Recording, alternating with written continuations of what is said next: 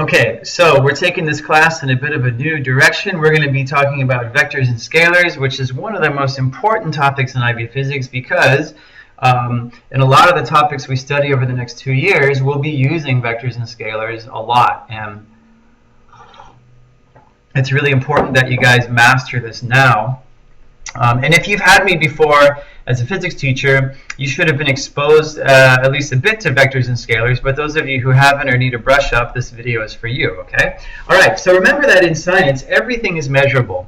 But in fact, you can't measure anything exactly. How come? Well, because every single instrument has a least count, or smallest graduation, and you can never ever reduce the uncertainty. You can never ever get rid of the uncertainty, which is plus or minus your smallest or your least count, your smallest graduation. Now, there'd be no science at all if we couldn't quantify natural phenomenon. And remember, quantifying means that we can express something numerically as a certain multiple of 1 unit, for example, right? So 20 meters, 15 kilograms, those are ways of quantifying natural phenomenon. Now, we quantify according to predetermined units, and there are only 2 ways to quantify things in the universe, okay? The first way to do it is by assigning that quantity as a scalar quantity. And what a scalar is it's a quantity having only magnitude and no direction. So examples, mass, if I have 1 kg, it wouldn't make sense to say, oh, I have 1 kg pointing upwards or 1 kg down to the left. It doesn't make any sense. I have 1 kg. There's no direction associated with it. That's a scalar. Here's some other examples of scalars, all right? Okay.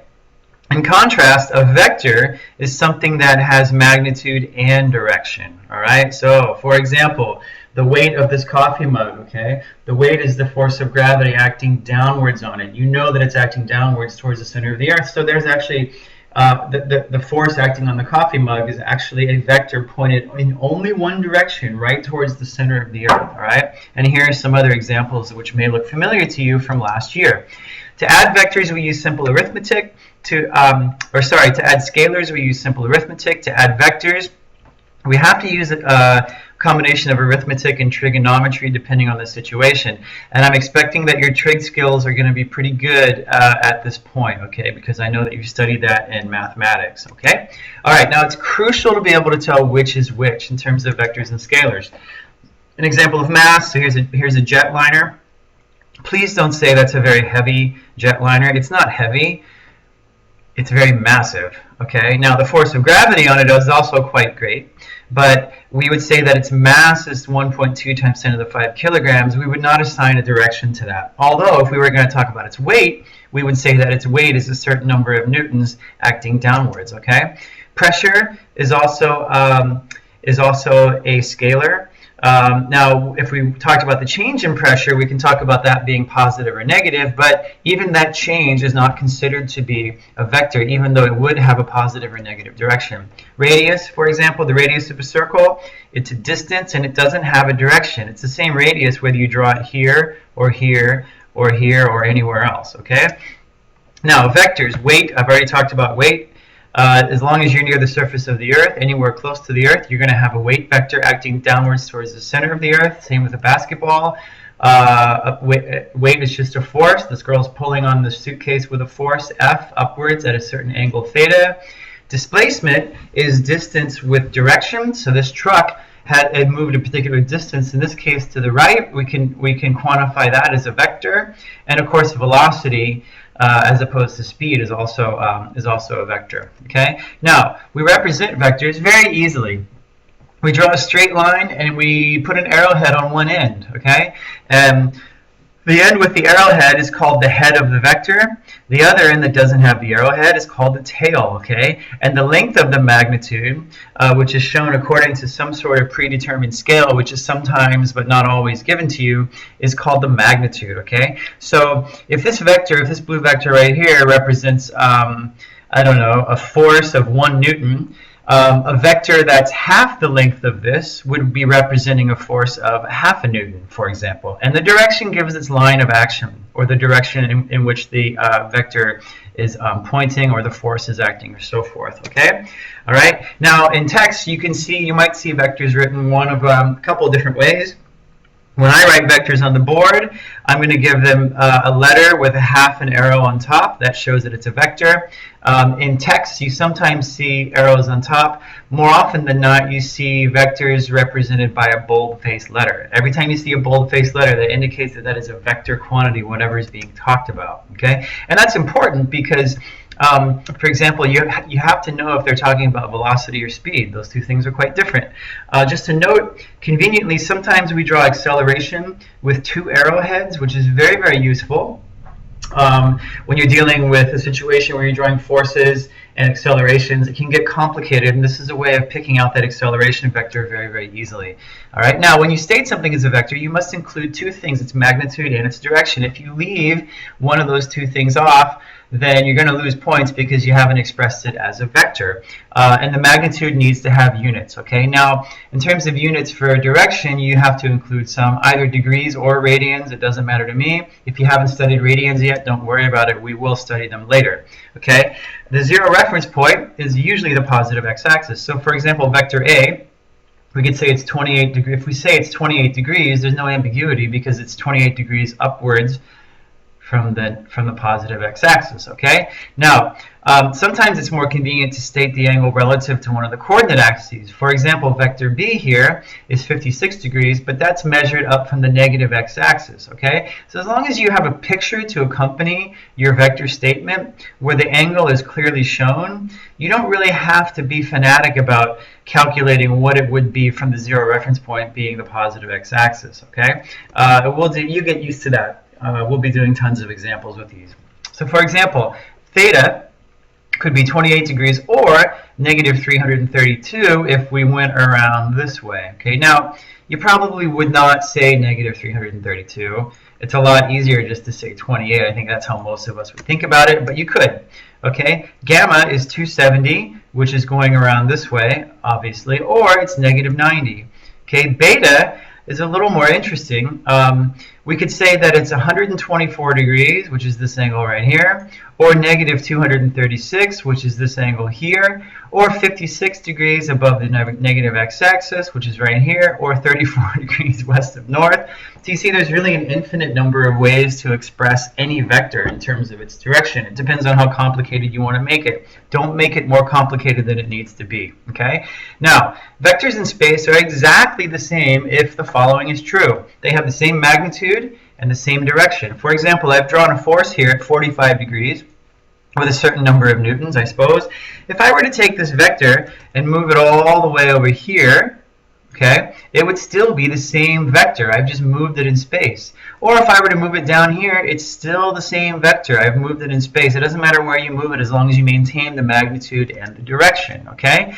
Always when you're working with vectors, use a straight edge when drawing vectors. You'll lose points if you don't do that. It's a good idea to have a protractor on hand to draw accurate angles as necessary. And you should do your vector work on graph paper because it's really nice, especially when we deal with component vectors, to have that graph paper, to have all those boxes, and to be able to draw perpendicular x and y component vectors. All right? All right, so we're going to be doing some vector math, lots of vector math in this class. We're going to start off in one dimension because it's easier. All right, now we can multiply a vector by a scalar. We can multiply a vector by a vector as well, but we'll be doing that a little bit later. Okay, multiplying a vector by a scalar could change the direction of the vector. The only way it can change the direction of the vector is by changing it 180 degrees or by pi radians. Okay, if the scalar is positive, the direction will not change, but the magnitude will. If the scalar is well, not always. I guess if it's 1, then the magnitude won't change. If the scalar is negative, the direction of the vector will change by exactly 180. For example, here's a vector b. All right. If I were to draw 3b, well, how long would it be? Well, it would be exactly 3 times this length right here, and still pointing directly to the right. So here you go. Here are your 3 segments, approximately, right? So that's 3 of these b vectors lined up together, and then you don't have to put arrowheads at each end of the vector because now you actually have just one vector, which is that same length, but with one arrowhead way over here on the right. Okay. All right. Vector a. If I want to do vector 2a, it's going to be a vector in this 180 degrees opposite, so that amounts to taking the arrowhead and putting it on the other end, but the length of this vector is going to be 2 times what a was, and it's going to look something like that. So there are your 2 vectors right there, okay? C, how about negative c? Well, negative c is going to be the same length but pointed downwards, all right? So pretty straightforward stuff in terms of multiplying vectors by scalars. Now, if I want to add vectors in 1D, it's only slightly more difficult. Again, it involves simple arithmetic. Make sure you keep track of your positive and negative signs. Subtracting is the same as adding a negative, okay? So I'll show you an example of that. I have 2 vectors, A, which is red, and B, which is brown. If I add them together, okay, I can move them however I want, but whenever I add vectors together, I have to line up the head of one to the tail of the other. So I can either move B up here such that the tail is meeting the head of A, or I could move the vector A down here such that its head is lined up with the tail of B. Either way, whenever I do it, I end up with a red vector here and a brown vector there. And since the result is just one vector, I just make one line here with one arrowhead, and I call that A plus B. So pretty simple, okay? Now, if I were to subtract B from A, okay, the same 2 vectors, A minus B. Well, minus B is the same vector as B, same length, but it's got the arrowhead on the other end. It's now pointed to the left, okay? So the way that I do that is I would still need to line them up head to tail, okay? And when I line them up head to tail, I end up with this little vector right here, which points to the left, okay? We'll do more examples of that. But if you can imagine, if you take this vector, put the tail of it over here, it's going to overshoot, the brown vector will overshoot the A vector by about that much. Well, that overshooting is in fact exactly the length of A minus B as a vector, which I've shown in purple, okay? Okay, how about B minus A? Well, B minus A is the same as B plus a negative A. So I got to take a negative A. Now that's the same vector as A, but with the arrowhead on this end, okay? And it's a similar situation where now B still overshoots A, but now in the opposite direction, and B minus A is a little vector that's pointed to the right. So you really want to pause this slide, make sure that you understand this vector arithmetic before we move on into 2 dimensions, because it's going to get more complicated. Okay? Okay. Example 1. 2 forces acting upon a box in 2 cases as shown below. You may have seen this problem before. In each case, draw the resultant force vector on the box. Now, when we ask you to draw resultant forces, it just means you're going to add up all the vectors. Could be more than 2. Very often it's more than 2. And you're going to determine what that final vector is when you add up all the vectors. Okay? So, in case A, if I'm pushing on this box with 5 newtons to the right, and then another force, which is twice as forceful, twice as big, 10 newtons to the right. First of all, in which direction will the box move? Obviously, it's going to move to the right, and it's going to really move to the right because it's going to have a lot of force. Well, how much force? Exactly 15 newtons of force. So we say the resultant force is 15 newtons. We can just write 15 newtons if we accompany it with a diagram. If there's no diagram, we'd have to say we could do it a couple of ways. We could say plus 15 newtons, okay? And that means that it's 15 to the right. Think of the Cartesian coordinate system. The confusion with doing it like that is that positive is also upwards in the Cartesian coordinate system. So you got to be careful with that, all right? It's probably safer to say 15 newtons to the right or just accompany it with a diagram. Okay, for B, we have the big force acting to the right and the lesser force acting to the left.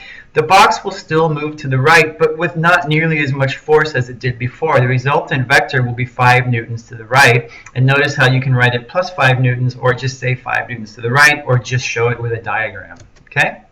Okay, so vector mathematics in 2 dimensions, more complicated, but will be easy for you if you understand trigonometry. There are basically 3 different things that we need. Number 1, basic arithmetic.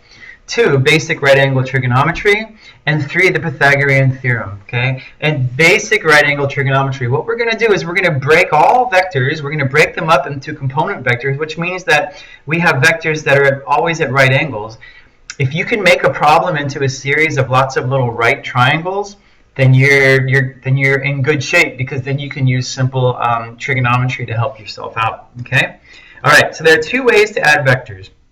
We can add vectors graphically. All right, and that means drawing a picture. This is called the head-to-tail method, which I'll talk about in just a minute. You can see you're adding vectors A and B by lining them up head to tail, and then you draw a vector from the tail of the first to the head of the last, and that's called A plus B. We'll go through that. What's far more interesting and descriptive and useful, but more difficult, is adding vectors analytically. And these are actually getting the real numbers by using these methods as I described up above, and we'll do examples of those as well. Okay?